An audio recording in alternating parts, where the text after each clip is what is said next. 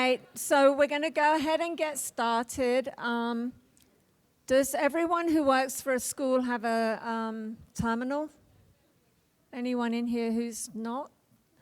Okay, great. I'm going to turn it over to Helen. Good. Hello, everyone. My name is Helen Hidalgo, and I work for Nslds. And with me today, I have Tina Hansen, and we're both going to show you all the awesome things that is Nslds, hands-on, specifically our website. Now, first and foremost, I know you guys are all from all sorts of different areas, so we're going to try to tailor this a little bit to you. In particular, as we're going through everything, if you have any questions, feel free to raise your hand. And I have two of my lovely assistants, which I can't find right now. Oh, right here, and although in the back, in the white and the gray sweater. If you have questions, just go ahead and put your hand up, and they'll come to you with the microphone so everyone can hear your question, because we want to share as much information as possible.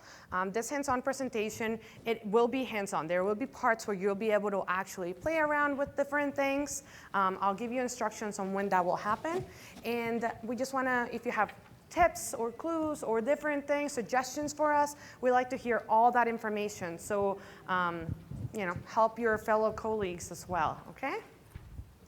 All right, so first and foremost,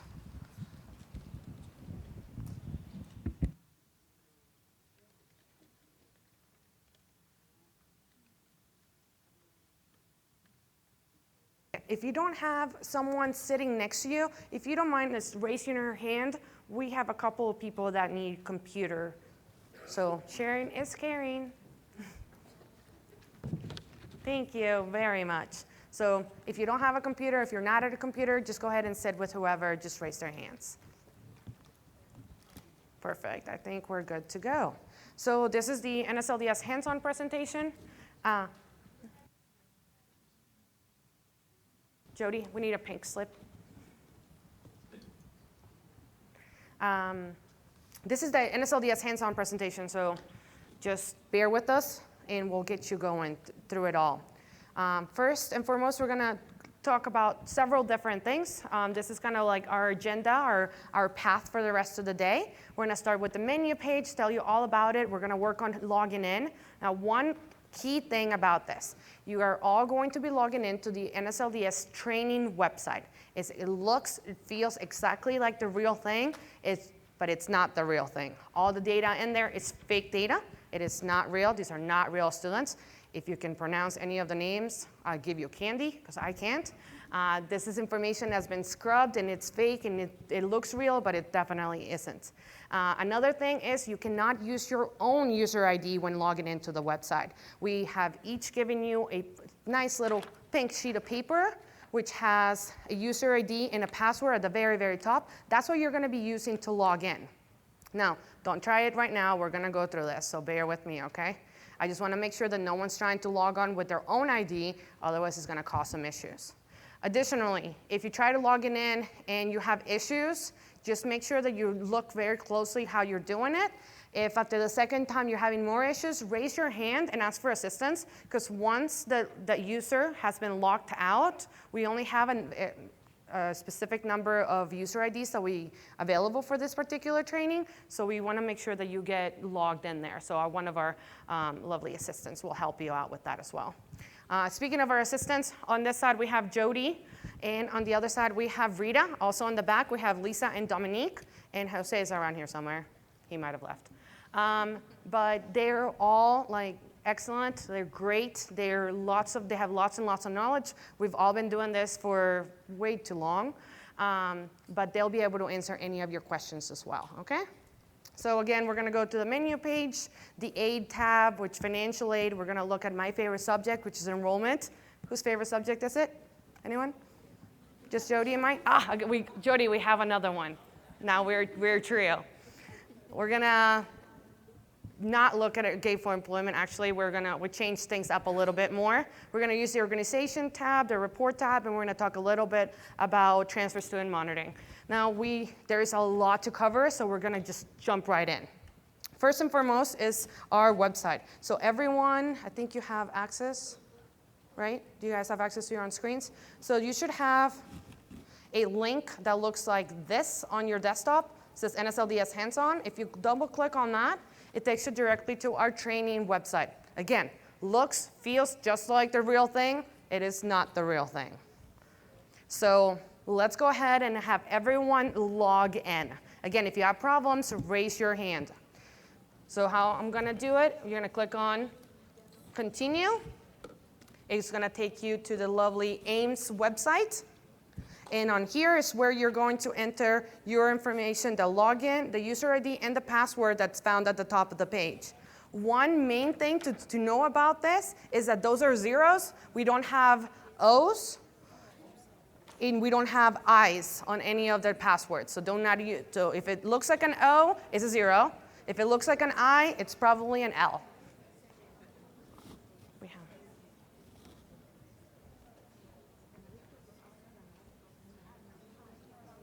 Okay, let's go ahead and go log in.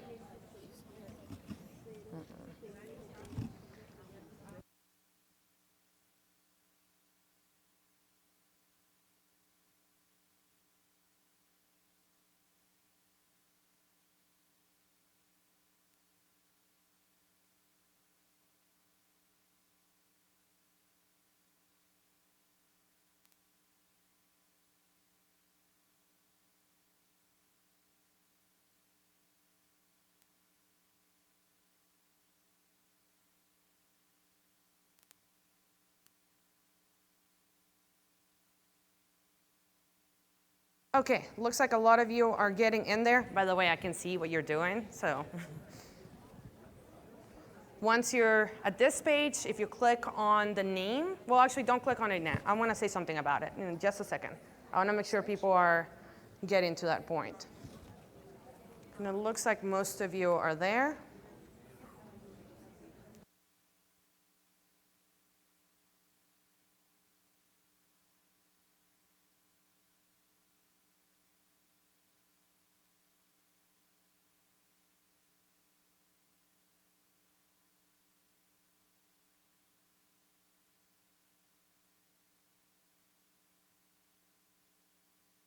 Okay, it looks like most of you are logged in, if not in the way to do that. Now, I stopped at this particular page because if you're working at multiple locations, it is possible for you to have multiple IDs. So if you have more than one, you probably will see different lines on here. Most of you will just be working at one, so just like me, I am only at Yoder Technical University.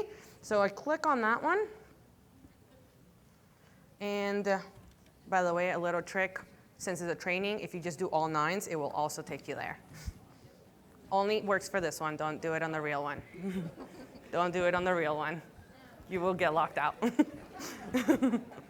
All right, so then we get to the main menu page.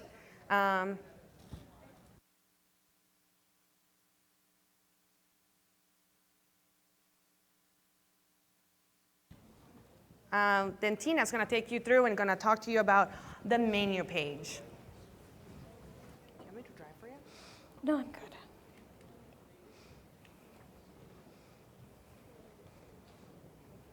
All right, so here we're on the main menu.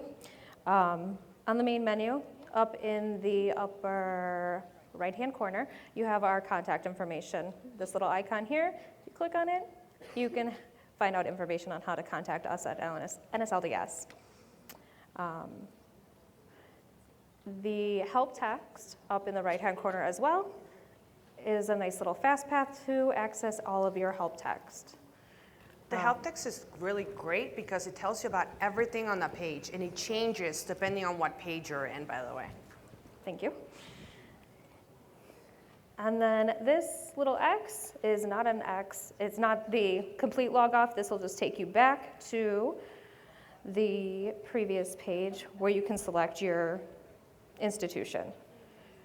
On the production page, your actual log off would be all the way at the bottom. We also have some messages here. This isn't updated as much anymore, but if we have to push out a message, we would put it out here. You have your kind of quick, fast path links right here.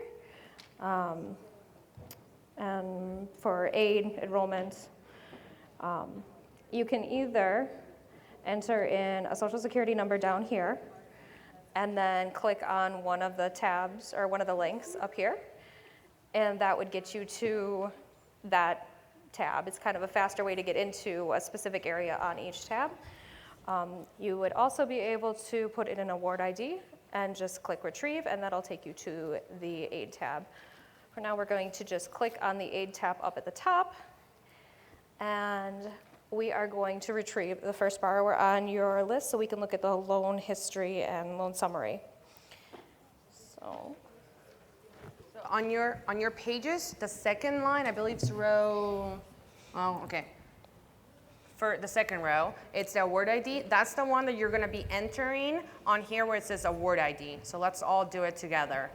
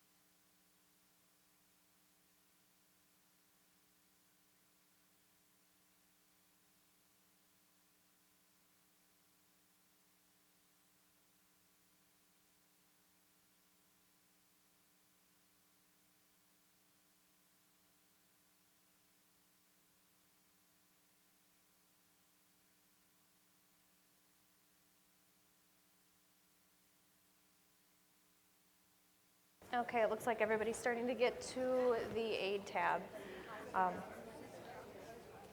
Again, I clicked on that purple aid tab, so it looks like you all are there. If you want to type in that award ID, second section of number 1.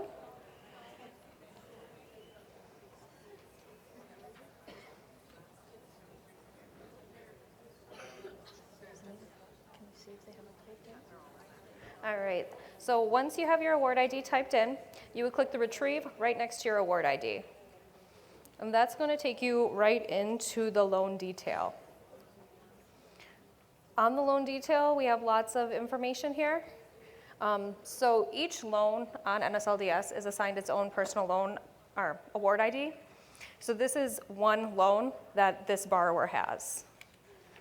This borrower is, okay, so on your, loan detail, one of the important pieces of information that you're going to want to notice is at the very top underneath loan detail, you have your loan last update date. This is the date that the servicer that services the loan has last updated on NSLDS. So this information on our website should be current as of 10/20/2019. The next section we have is the loan detail section. Your loan detail section just has some basic information about each loan. You'll have things like the loan period start date and end date, the award ID. You'll notice here that the award ID is masked, which is similar to the SSN is also masked up here at the top.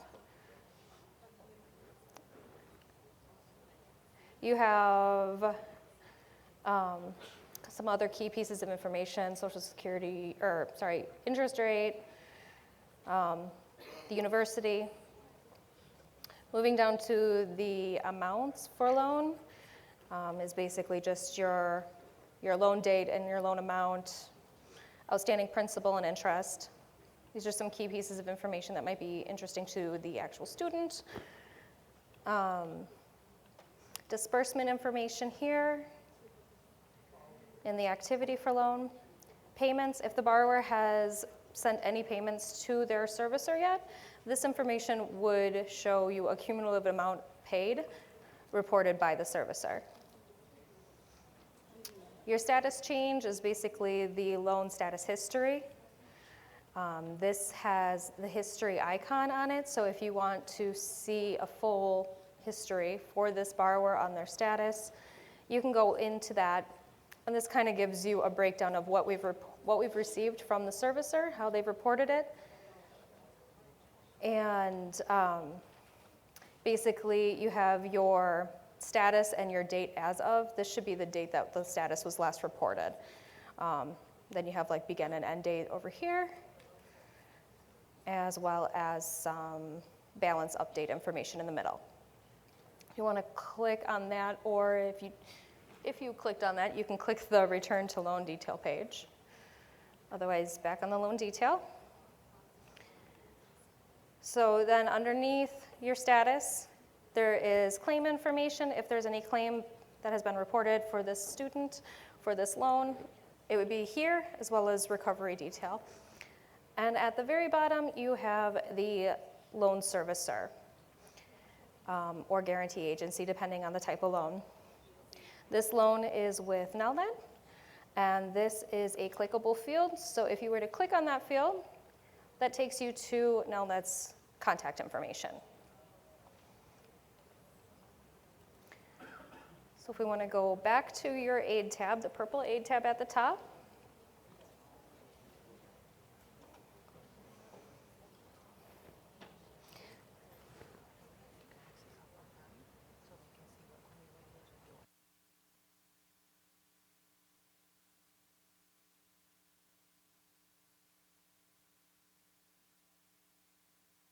Okay, on this next part, for the loan history page, so now we just looked at one particular loan and all the details about that particular loan. Now we're gonna go back to the loan history page where she's gonna talk more about where you can see all the different loans and everything. And to do that, we're actually gonna drive on this one. So we're going to pull your access for for a little bit, just so you can see what she's gonna point out to. And we want to make sure that everyone's following along. So you should be able to see that page now. Can everyone see it? Okay. I think this is going to be a little bit easier. That way you guys are not looking at the big page instead of you're looking at your own computers. I will give you access back later, if you're good. all right. So at the very top of your loan history page, and on all pages, you have this information here. This information helps you identify what user you're logged into, what university you're under. So if you had multiple universities on that first section where you are, where if you select one of the many universities that maybe you are, can't think of the word, well, it would show you here which university you actually selected. So that way you're looking up proper students based on which university you're under. So basically, it's the award ID or the user ID that you logged in on, your name, and then next would be the university and your TG mailbox. Then this is it's an internal user ID, Nslds user ID, that is a sign that you may need if you have to call the help desk. Your next box is the borrower name. So you have their name, their social security number, which is masked. However, if you hover over, we do have flyover text. So that way you can see the full SSN if you need it after you've pulled up the borrower. Their date of birth. Next, we have some warnings and icons, or informational icons. We have lots of good information up here. If the borrower has run into any of these situations, these update depending on which borrower you are actually on. So you can see most of these do not have the underline, but this one does have the clickable text. If you click on this text, basically you're going to take this full loan summary detail, and it is going to sort it for you based on the subsidized loan limit overages. So now this is already filtered, so you can see just the undergrad subs that are affecting the usage limit.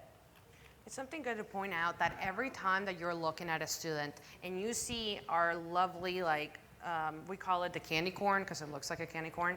So if you ever see that little candy corn at the top, that's a warning to you to let you know that there's something about the student that's not right. Something needs to be done, something needs to be corrected, something is going on. For this instance, they're exceeded a lot of their limits, or they're close to exceeding a lot of their limits. So it's very good to always keep that in mind. All right, so we also have then this grant icon right here, letting you know that this borrower has grants. Next, you have your aggregate loan information. This is broken down by the graduate, undergraduate. Then there are the total sections, as well as any other loans that the borrower might have, or Pell or Perkins grants, or Parent Plus graduate. Underneath that, master promissory note information, followed by your loan summary. Loan summary is sortable and filterable. So currently we have that exceeds undergraduate sublimit filter on there. However, we can switch that and go to all and submit. That's going to resort your loans, and it gives you all of the borrower's loans again.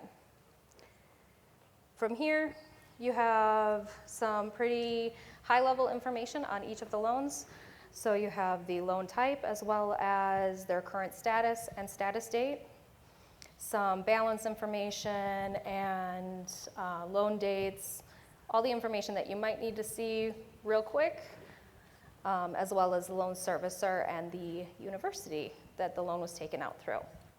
To access the loan detail page that we were in before, you can either click on the blue one, or the blue number, or the loan detail icon here. And that would take you back to the loan detail page that we were just in. Are there any questions? Your lovely candy corns, where do we go for more information about descriptions of each of those? Yep. So the question was on the lovely candy corns, where do we go for more information on those? So you can, if they're clickable, you can click on them and then it will sort things out for you. However, if you go to the help text, this is something that we mentioned earlier. If you click on that help text, it will actually give you information. Oops, hold on, as soon as I get to it. About all the different, so it says close to, it gives you information here as to what each one of those candy corns or warning icons are. So it gives you a little bit more information as to what is that we're talking about, what is that we mean, and then you can take it from there. Great question. Any other questions? All right, let's continue. All right.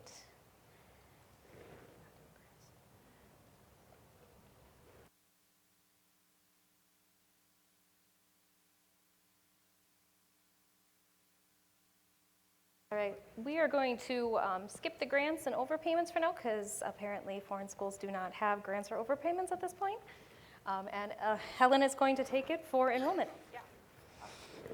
All right, so when it comes to enrollment, it's my favorite subject, and at least I have one other fan of enrollment. Anyone else? You can confess now, it's okay. See, like I already got Tina in, so more the merrier. All right, so when it comes to enrollment reporting, schools are required to report enrollment information about their students every 60 days. So we're gonna look at a lot of different information on here. We're gonna take a look at your school profile, where you can go and set up your profile to receive the lovely rosters every single month. We're gonna take a look at what the student's enrollment history looks at a program, at a campus level and at a program level. Then we're gonna take a look at your roster online and how you can go online. And I believe most of foreign schools do their enrollment reporting online. So we're gonna take a look and show you how you can update a student online as well. And then we're gonna show you the brand new enrollment history update. This is something that came up last earlier this year. It feels like forever, I'll be honest with you. We're going to take a look at that because one of the big differences that we're going to show you is that on your roster, if you pull up your roster, you can update the student's current enrollment information. We had never given you the opportunity or an easy way for you to update a student's history information until now. Now we have the enrollment history update, and you can go in there one student at a time and update the enrollment's history. And we're going to take a look at all that. So let's first start with, so I clicked on the Enroll tab, which is this lovely greenish teal color, and then it takes us directly to the Enrollment Summary over here. So the Enrollment Summary page, originally, it just kind of gives you the latest campus level enrollment for every school that the student's attending. So for example, on this particular student, they're enrolled full-time at Bedwell School of Training. They have no record found, or they've withdrawn for several different ones, but they're also 3/4 time at FSA University College. So these is high level, very summary at every institution where the school has attended or is currently attending, okay? So campus level information only. So we're going to look at campus. We'll look at program information in a little bit. They're housed separately. So then if we click on, you can either click on the number or you can click on Enrollment Detail to view details about their enrollment. So for here, okay, I'm going to actually just select FSA University College.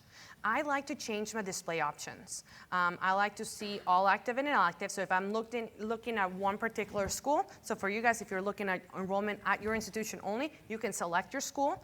I like to show all active and inactive because it gives me everything that has been reported for that particular student. And I also like to do sort records by date received. I used to not do that, and one of my colleagues actually mentioned it to me, and it makes complete sense. I use it a lot now, so I have to give him credit for it. He's not here, so he doesn't have to hear it. All right, so when you do that, what it does is that it gives me all the campus level enrollment history for this student since the beginning of time, since it's been reported, but it also gives it to me in the order in which it was received. So this was originally back in March of 2011, I believe. So it gives it all the way up to today. And we looked at the certification dates. So the very first one was March of 2019, and the latest one was September of 2019. So it gives me all the information. One thing to really take into consideration here is, so it's gonna say reported by school. If it is possible that you could see information that has been reported by a different entity. Now, servicers can report enrollment information. We get enrollment information from COD. You might see different entities on here. I specifically have it to only show me records by school. It's training after all, so I don't think we have all the records. But the reason for that is because you want to take a look and see what everyone is reporting. So a lot of the times your servicer will report information that you reported to the servicer. So it's just, we track everything that's been reported to us.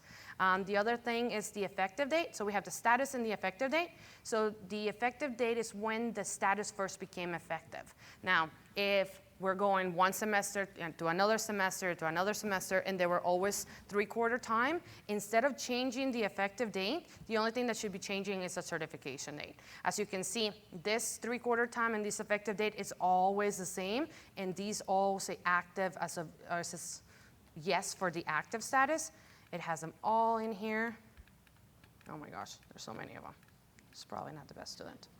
And then prior to that, we had a half-time status, then we had a full-time status, but all the half-times had the same date, all the full-times had the same date. That's exactly what we want to see. Like the effective date for the enrollment status should only be changing if the status changes. If I have a student that started in the fall as full-time, and then in the spring they're still full-time, that effective date is from back in the fall, not from the spring. So it shouldn't change semester after semester. Once they're full-time until they're no longer full-time, okay? The other thing I want to say is the anticipated completion date. That should always be a date in the future, because we do expect them to graduate at some point, or hope they will. The certification date is the date that you're certifying the information to be true and accurate, So that's very good.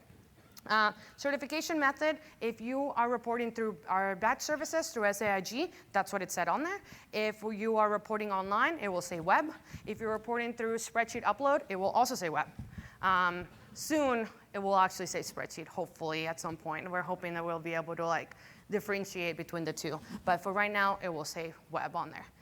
The date received is the one that we're actually sorting by. So this is when Nslds received the information. Then the term begin and the term end, those are optional fields. You are not required to report them to us. However, your servicer would greatly appreciate you reporting them. And that's all I'm going to say. Let's go. So that is campus level enrollment. Any questions so far? We have one question over there. We'll get that question, and then we're going to do the program level, which is more in depth. The effective date, Yes. is that the date that the student enrolls in the university, or the date that we're actually starting to report that he's enrolled on NSLDS? It would be the day that the student enrolls and starts attending that particular level. So if you're saying they're full-time, this is the day they started to become full-time. So even if like 2 years they didn't take any loans or they didn't do anything, I would go back 2 years and say effective date that he was enrolled, but that's it? If he was enrolled back in the day, and in order to be on NSLDS, you have to have some form of Title IV aid. Right. So if they have something of that sort. So if they were full-time 2 years ago, With that no loan or with no anything? Correct. It's not tied to the loan. It's not tied to a particular grant. Okay. So that's a great point to make, is that enrollment reporting, even though we get it on a monthly basis, it doesn't get tied to any particular aid. You can be a student on NSLDS, whether you have one grant, whether you have one Pell, or one loan, or you can have like a multitude of things. There's nothing that it ties them together. We do take a look at them, both of them, and compare them, especially when we're talking about SULA, and we'll talk about that in a little bit. So we do compare them, but we don't tie them together. So, thank you. All right, let's go back to the enrollment summary page. And now we're going to take a look at the program level enrollment. So we're going to click on this button right here. It says program level. Let me make sure I'm using the correct student for this.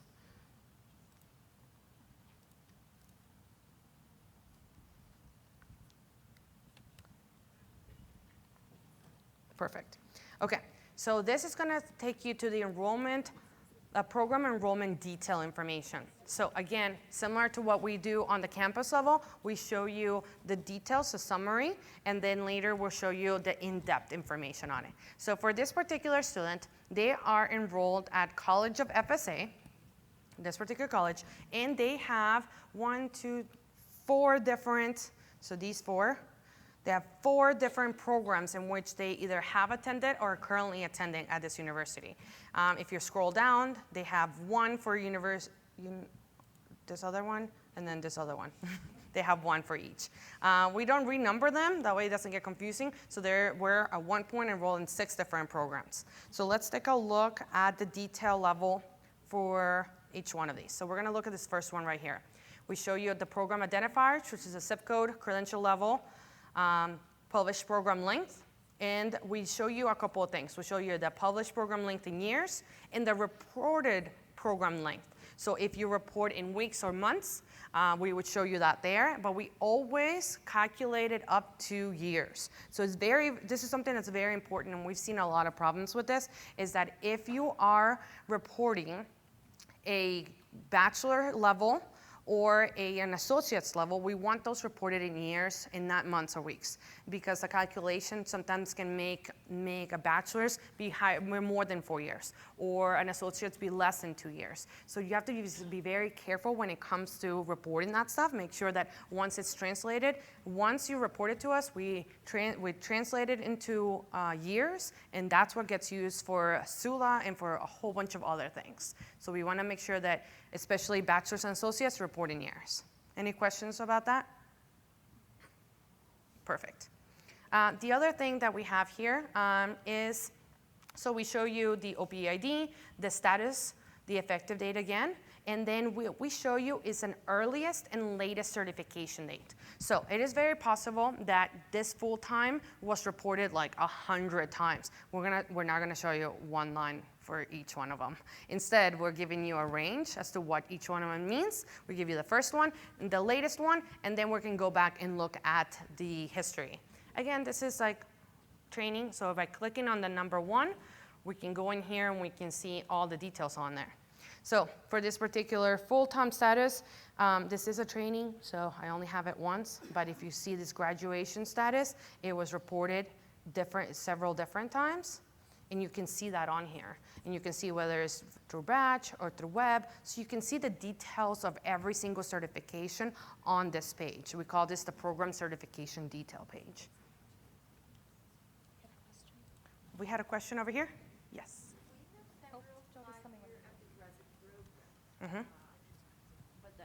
We do have 5-year undergraduate programs, so we would need to say published program length 5 years, reported length 5 years, and you will understand that it's not that the students did not complete their degree within the 4 years. It's because Correct. it's a 5-year program. Correct. Okay? We're not going to dictate that like a bachelor's is only 4 years. We do have some edits. Like you can't tell me a bachelor's is 10 years because it's just a little too long. Who wants to do that anyway? But we do have some edits that take a look at extremes situations, like an associate's being 2 months long. That's not an associate's. So we do take a look into that, and we actually just published the enrollment reporting guide, the updated version of the enrollment reporting guide, like about a week and a half ago or so, where we added specific definitions of each one of the credential levels. So definitely take a look at that. We're trying to align our definitions along with IPED's definitions, just to make sure that we're all on the same page. So when they say associates is this, then we're saying the same thing. So take a look in the enrollment guide, where we definitely added a lot of definitions on that. Thank you. Thank you. Other question over here? Rita's coming to you. Hi. For how long do we have to report that a student has graduated already? So that's a great question. At the campus level, you have to actually report it twice before they drop off.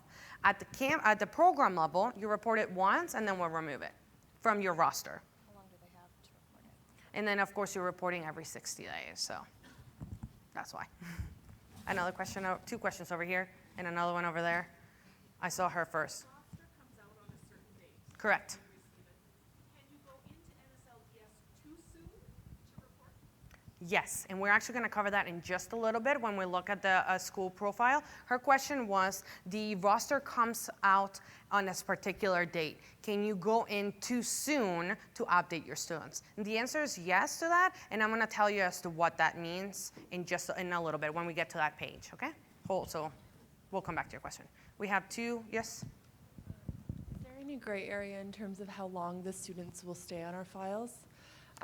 I find that when I'm confirming our graduated students, I have them staying on the list for, more than 2 years after they've graduated.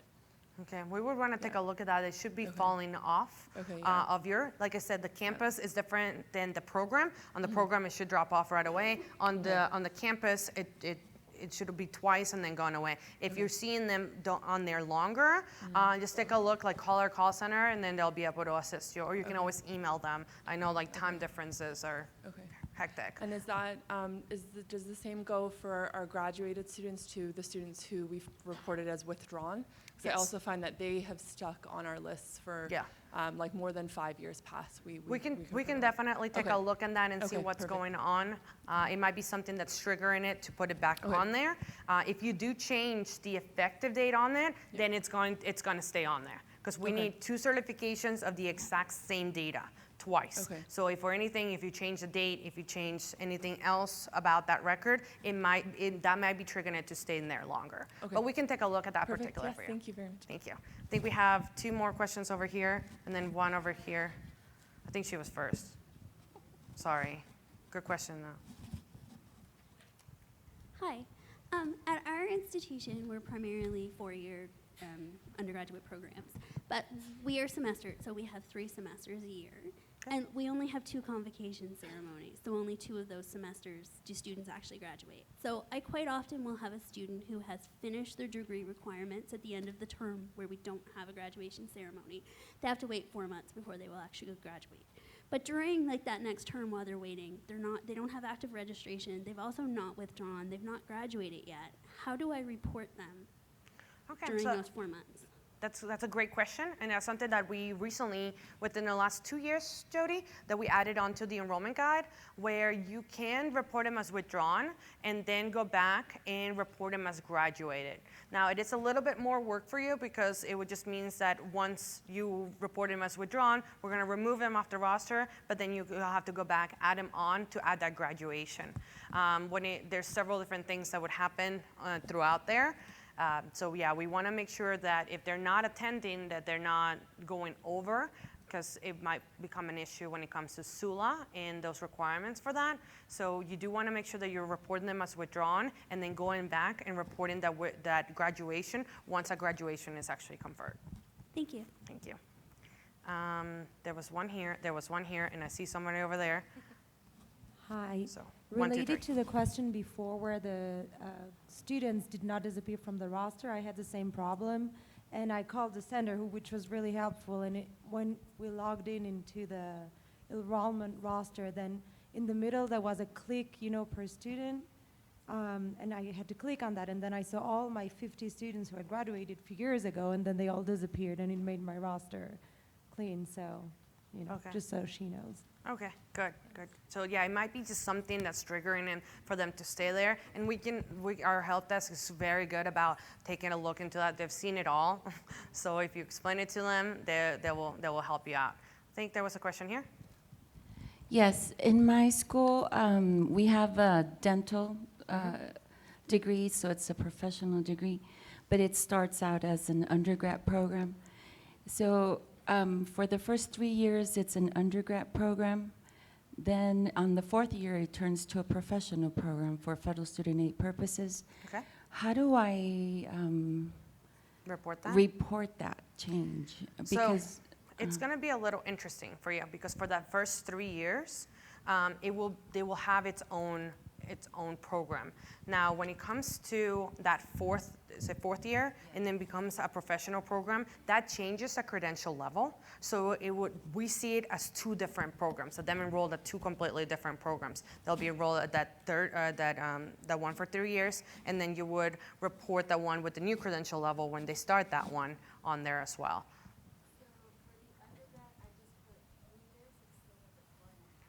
You would want to, because her question was, what would the published program length be for it? I would say keep it as it is, like how you publish it. How you publish the length of the program to be, that's how you need to report it. Later on, when the credential changes, you're just reporting the new program and the new credential. We're going to have some tools made available soon where it's going to make that change be a little bit easier for you. But right now, we would see it as 2 completely separate programs for that year. I don't report it in the undergrad anymore. I change it to the So since they're not withdrawing from that one, so you would actually have to continue to report both of them at the same time. Okay. All right. Yeah. Thank you. We had a question over there. She's been waiting for a while. Hi.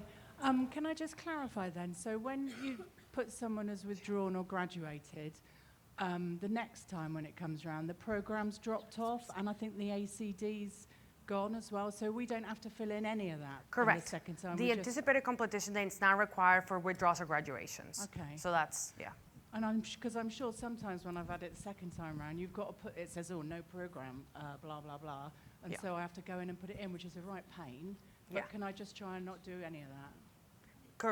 Well, you still have to check it if they're not enrolled in a yeah. program. They're graduating, and if they were previously enrolled in different programs, you would just make sure that those programs are also in the correct status, whether it's withdrawn or graduated, whatever it may be. If they're just a regular program that they don't have, or a regular student, they don't have any programs, just make sure that check mark's on there. What, no program? No program, yeah, the no Okay, program cool. indicator, it is. All right, And actually, let's take a look at that, because we're talking a lot about the enrollment roster, and I don't know where we're at when it comes to time. but I will get to your guys' questions, I promise. So we have 25 minutes left. Also, if you have specific questions, you could stop by the Resource Center. We will have people there available the rest of this week, starting tomorrow. So let me just go through this one really quickly. It might answer some of the questions that are outstanding, but I'll get back to you, I promise. I have candy for you later. Okay, for those who are waiting. The enrollment update page, so I just clicked on your enrollment update here.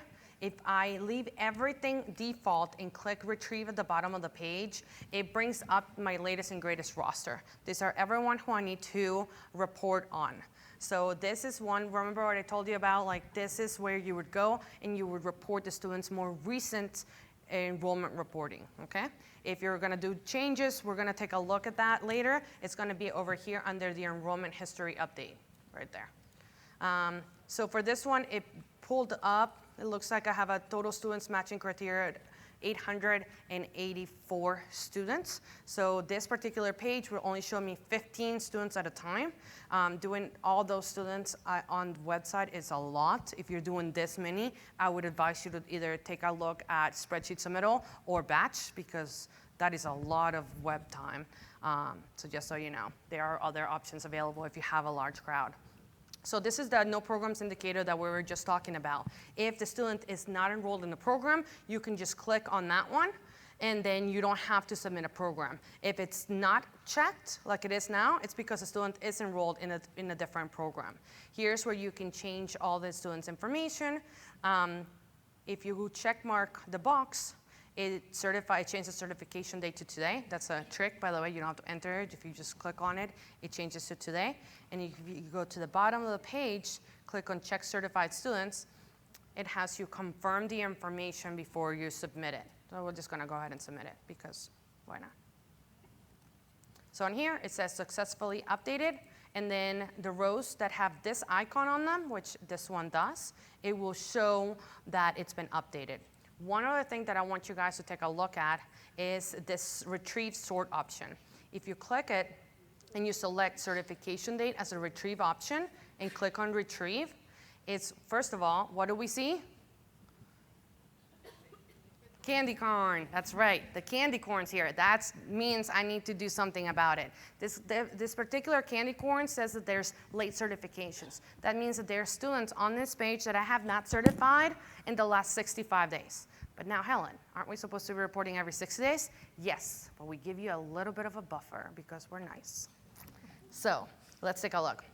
So a lot of them, so they're gonna look like this one right here, number 6. See that little icon? And if you just hover over them, it says enrollment certification for this student has not been received and in more than 65 days or something like that. So those are the ones that you're gonna be able to see. There's others on here that have that eye icon, and there's no certification. These are new students that we have added onto your roster, but because we received information from COD to determine that they are enrolled in your institution. Not just that, but we also grabbed all the program information that you've already reported to COD, and we put it in here to help you guys. There's a lot to key in, so we helped you a little bit.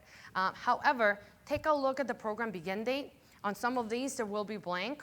And on some of them, you don't report a program begin date to COD. So this date that we use here, it's a date that we've tried to pare down as to like what it could possibly be. It may be correct, but it may not be correct. So just make sure that you're always checking that certification date or that program begin date. Let's get back to some questions. Okay, so I told you I would come back to you first. Only 2 because we have to move on. Thank you. I'll try to be quick. Just more to summarize or my understanding, because we have students who sometimes move from a master's program to a PhD, and they have not graduated from their master's. They just got early entry. So how I did mine after much consternation was I withdrew them from the master's and then put them into the PhD. Because you can't, it doesn't make sense to have both, even though they didn't graduate. But withdrawn doesn't necessarily feel good either, because they didn't really withdraw. They got early entry into their PhD. Okay, all right. And is that because it just transferred from one to the other? Okay, that makes sense. Yeah, a lot of this kind of scenarios, we do leave them up to your school's policy, if you have policy that says we're going to report it like this, that's fine. You can definitely do that. That's not a problem. If you ever just want to double check with us, like, hey, we've heard things at the call center from different schools, so you can definitely check in with us. And then if it's your policy, and that's fine. Just make sure that it aligns with any other policies that we may have. But I think that one's fine. We had one other question. I thought it was somewhere over here, but let's just move on. I want to show you the enrollment reporting profile. So I'm coming back to your question over here. So the enrollment reporting profile, this one will give you all the information about your school's roster, your school's enrollment reporting. So this is it's great because it gives you, first of all, the preferences. If you're receiving your files through SAIG, this is a TG mailbox where you're going to be receiving them. If you use a third-party servicer, the most common one that we know is like the clearinghouse. There's definitely others. If you're using any of them, if you've signed up to use a servicer, that information will come up here. But I believe most of you guys don't. Additionally, there is roster formats and format, and there are sort options. So you can determine all that information here.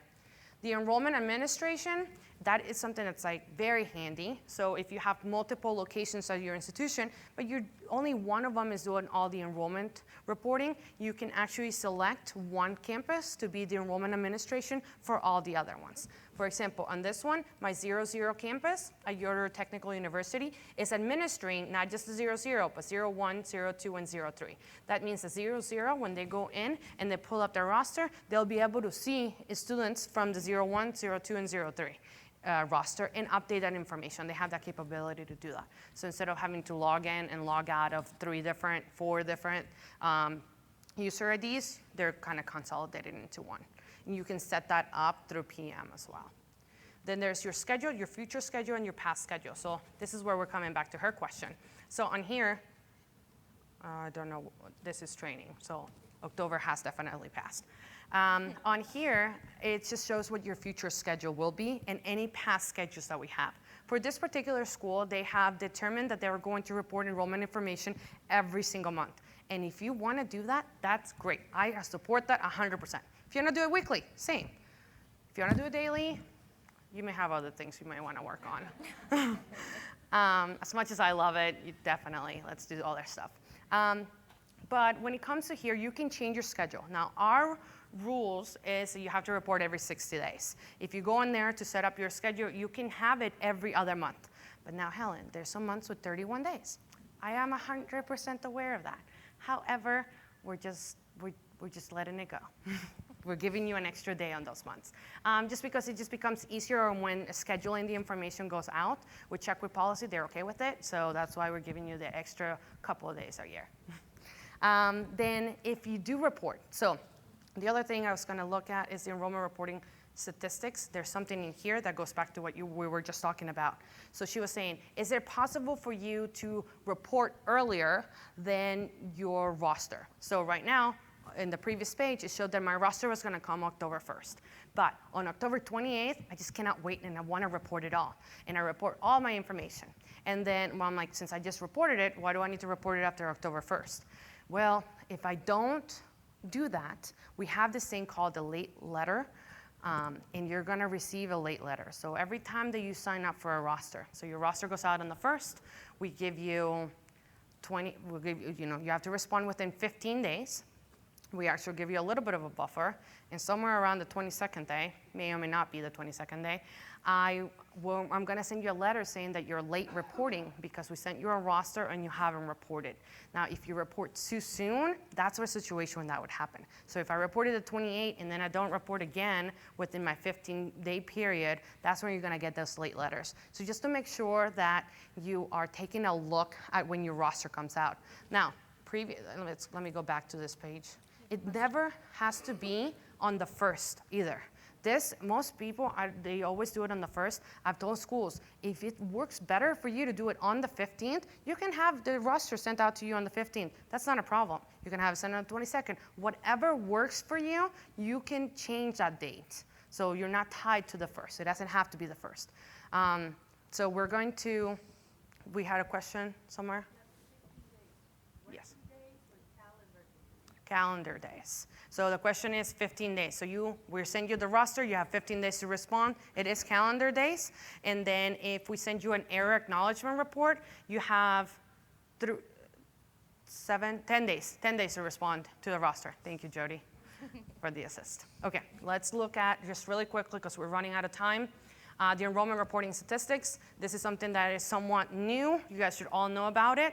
We are tracking your enrollment reporting on Nslds, not only at the campus level, but also at the program level. This means that we expect to see program level information for at least 90% of the students in your roster. We expect that all the students that are getting Title IV aid are enrolled in a Title IV program. If for any reason your school does not meet the 90% and you received a compliance notification, there is an email address on those letters that will tell you to email us and we can take a look at the information for you. You're literally emailing us, just FYI. So email us, we know you, we met you, and just let us know what's going on. We can take a look at it. We actually have a committee that will look at all the information, and we've given out several different exceptions on that particular rule. For this particular school, they are doing perfect. They're reporting all of their campus level, and they're reporting 99.48%, 48% of their program level information, and that's kind of what we're looking at.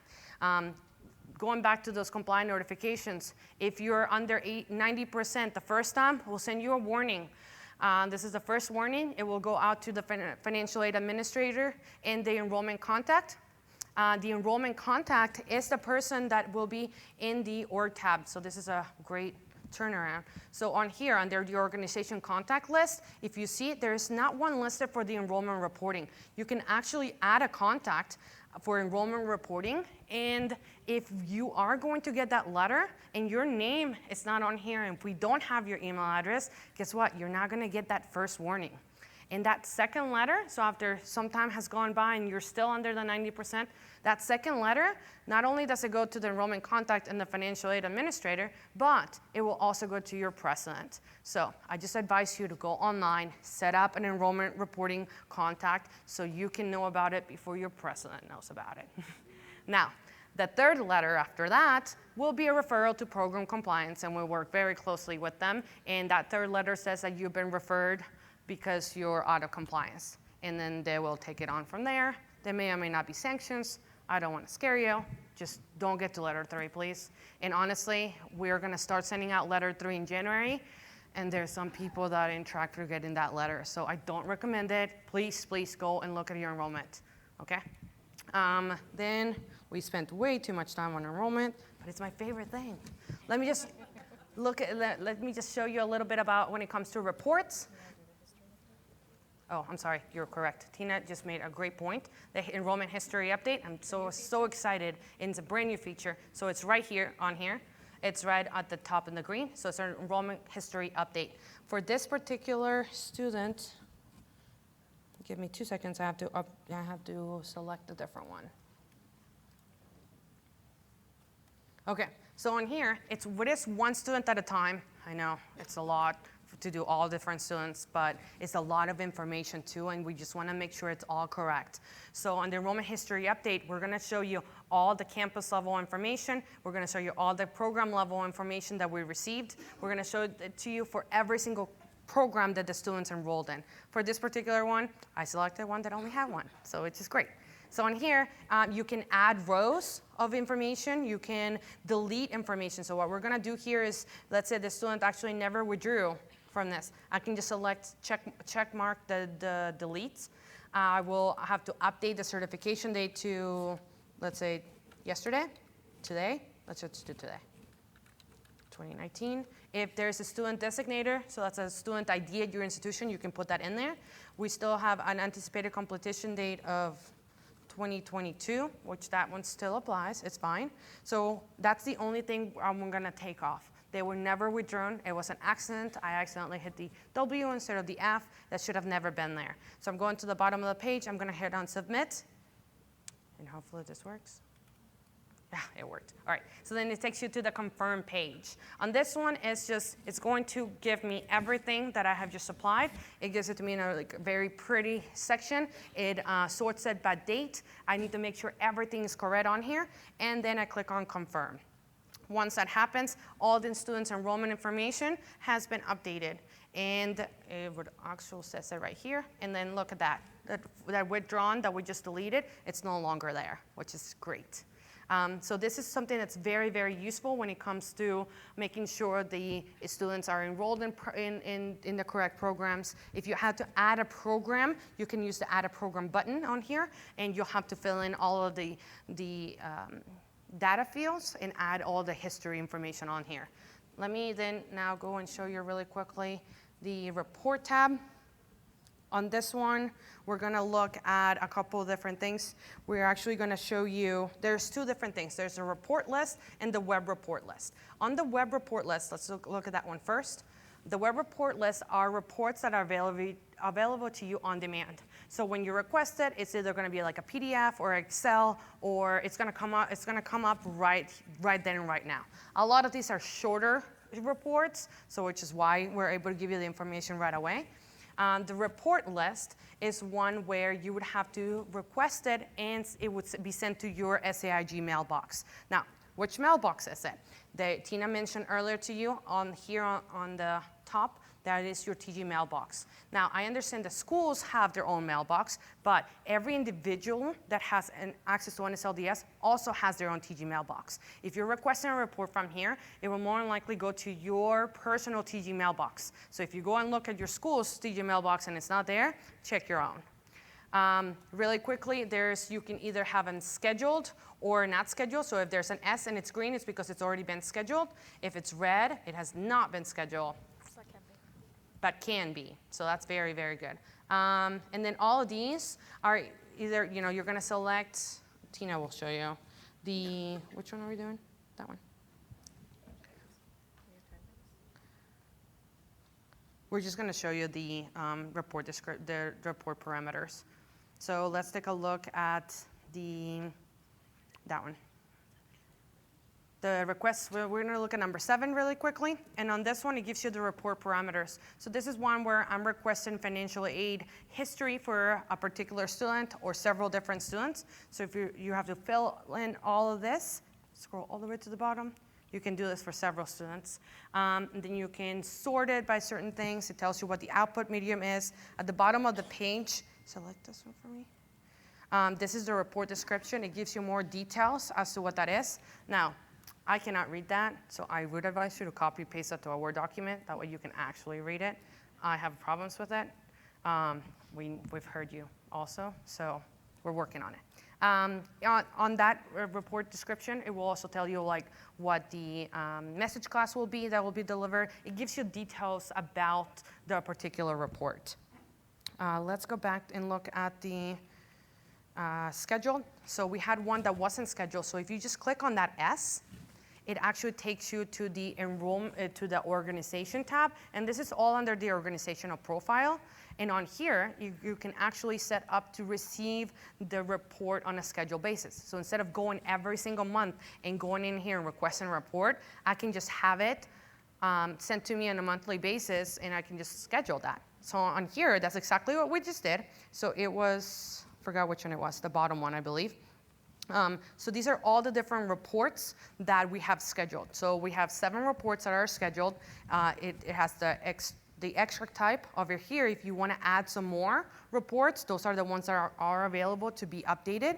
The frequency, whether it's monthly, quarterly, there's some of them that are by, they're not as often. It all depends on the particular report.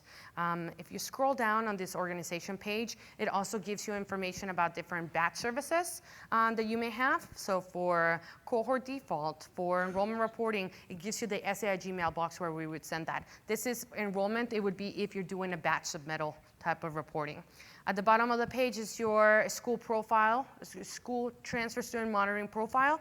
So it just gives you who's going to be contacted, how the number of days that you're monitoring a particular student. And you can monitor students, especially if you know if they're going to transfer, just to make sure that they're not being awarded at different places. A lot of schools use this for their students that are transferring out or students that are transferring in.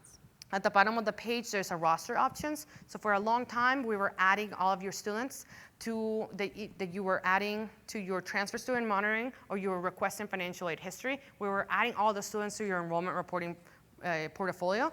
And then we were told, stop it, they're not there yet, like you're costing too much work for me. So we heard you, and then we removed them. But then we came back and you guys told us, no, we want them back in there. That was actually kind of helpful.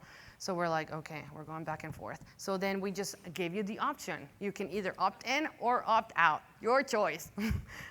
So a lot of schools will decide to do that. You can do it for TSM or you could do it for financial aid history. It just kind of depends. And it's true, like if a student says that they're gonna come to you and then you request all the stuff and then they end up not coming, it's extra work that you have to do on your enrollment roster to get them off. Let's see, what else do we have? We looked at all of that. I think we have like less than 5 minutes. I know I kind of rushed a little bit. I wanted to make sure you guys at least heard about it all. We do have, like Tina mentioned, our resource center that's going to be available, and they're all well trained. Those are the people that you actually call and go and talk to them and see their face. They'll answer any and all questions. But can I take any questions now? We have one question. Hi. Holy. Hello. Hello. Blown out. Manny. Hello. Hi. Okay. Sorry about that. Must be the metal hip or something reacting. As we know, auditors love paper. So as part of the testing that they do, we need to show to them that we've been reporting a sample of students within the requisite 15-day limit. Yep. Within the roster date. What would be the best screen to go to print off, which gives a summary of the Nslds reporting against the particular students? So you can either take a look at the enrollment details for the program level information, and it gives you every time that we received and all the certification dates that have been received. You can do that, or we actually have a report. Let me look to see if I find it. So we have the enrollment submittal file tracking, and this is actually, there's a page for this too, so let me show you that one as well. Yeah, because normally there's only a small sample, 10% of your total cohort, and you normally have to print it off just to demonstrate to the auditor that you've returned an enrollment status within 15 days of the roster date. So for this particular one, the enrollment submittal tracking, this is a bad example, but on this one, it shows you the communication between NSLDS and the school. So if we sent a roster, it will show that roster that's being sent. I'm trying to see if I can find a school that has it. Submittal tracking. Let me show you, 2 seconds.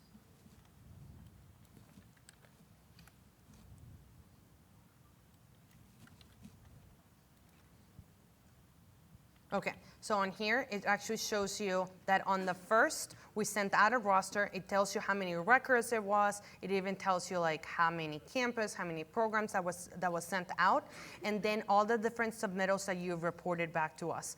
If you've reported on the web, it would also say web like it just showed before. If you use a third-party servicer, the numbers may actually look a little crazy like this one. This is an example of one that is with a third-party servicer, but these right here will be specific to your school. So it says % valid. So this is a great one to see just a communication back and forth. If you want to look and see information that's been reported on a specific student, go ahead and do that in the enrollment summary. You can either look at the campus detail or the program detail. Okay? Thank you. Thank you. Other questions? There's one over here. So the students that were, what Steve was just saying, the students that were returned on that specific roster, auditors, for example, will want to see the 10 students that they ask or the 20 students that they ask for within a specific roster. So that, whilst it shows that we've returned it within the right time, doesn't show that the student level detail, if that makes sense. Correct. So we would normally go into each student. Is that the only way to do it? Yeah, that's the way to do it. You would have to just go through each student and see that. I think there was another question somewhere.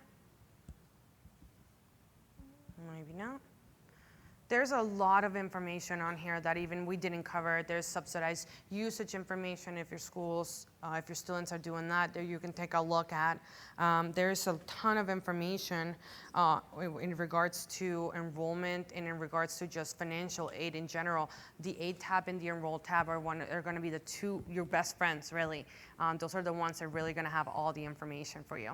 But just go ahead and let's just thank you very much for everyone to be here, and it looks like we are out of time. So thank you everyone for coming, and we'll see you guys. Also, there are other hands-on presentations throughout the regular week. There's going to be on Tuesday, Wednesday, Thursday. I'm not doing those. Wednesday and Thursday, so you can come back and get some more of this, okay? As well as NSLDS update. Yes. I will not be at the hands-on because I will be doing the NSLDS update presentation, and that's happening every day this week. So Tuesday, Wednesday, Thursday, not Friday though. So thank you very much, and thank you all for coming.